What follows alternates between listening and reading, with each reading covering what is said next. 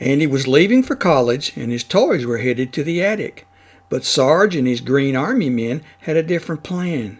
They climbed up to the windowsill. "Hey, Sarge, what are you doing?" asked Buzz.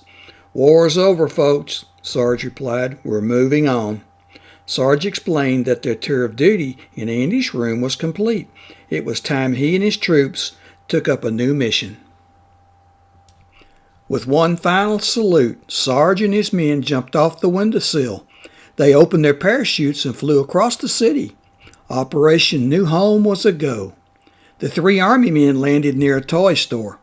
It would be a perfect place to find a child. Before long, the soldiers spotted a boy and his mother walking toward them.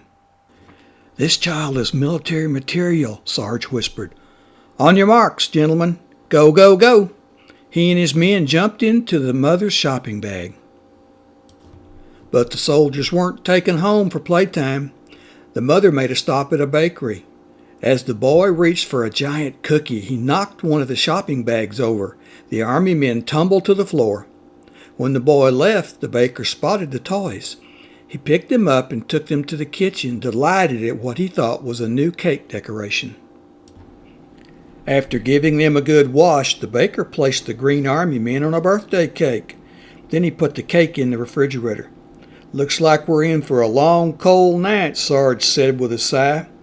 As soon as morning came, the soldiers were placed in a box and carried out the door. They were on the move again. When the lid of the birthday cake was finally lifted, Sarge and his men discovered they were in the middle of a birthday party. "Green Army men, cool," exclaimed the birthday boy. He plucked the soldiers off the cake and set them aside. "This could be it, men," whispered Sarge. "This boy could lead us to our new home." The soldiers nodded in agreement. Their mission was back on track. The soldiers watched as the boy enjoyed his party, but then somehow they lost sight of him. Sarge scanned the room. "Target is heading toward the exit. Let's move, move, move." The Army men followed the boy out the front door, but they were too late. He was gone. Before the Green Army men could retreat, a pizza truck screeched to a stop near them. The driver honked his horn. A waiter came out of the restaurant carrying a stack of pizza boxes. "It's about time," he grumbled to the driver. "Take these to the Wilderness Explorer picnic. There are a lot of hungry kids waiting for lunch." Sarge looked at his men and smiled.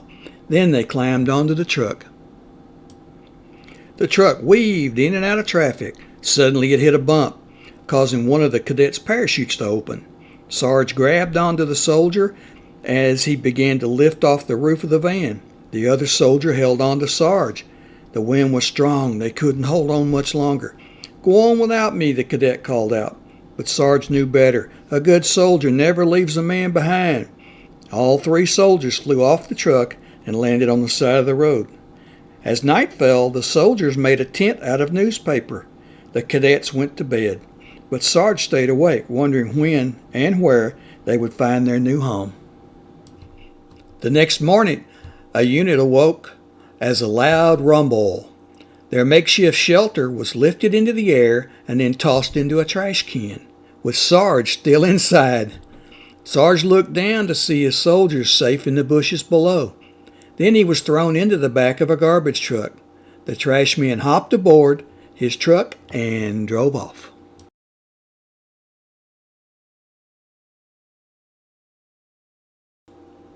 Sarge struggled to keep his head above the garbage. Just as he was about to sink beneath the plastic bags, he looked up and saw his cadets. They had come to his rescue.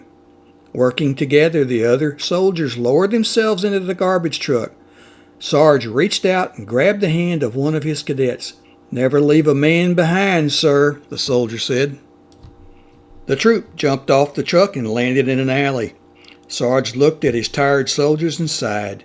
Maybe leaving Andy's house wasn't such a good idea after all.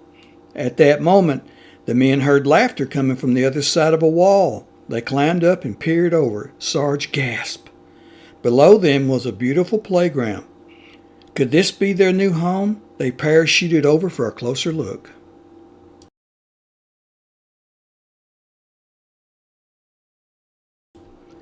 A group of toys greeted the soldiers with open arms. Welcome to Sunnyside Daycare. Ken and Barbie gave the troop a tour of the playground and classrooms. Everything was new and improved now that their old boss Lotso wasn't there anymore.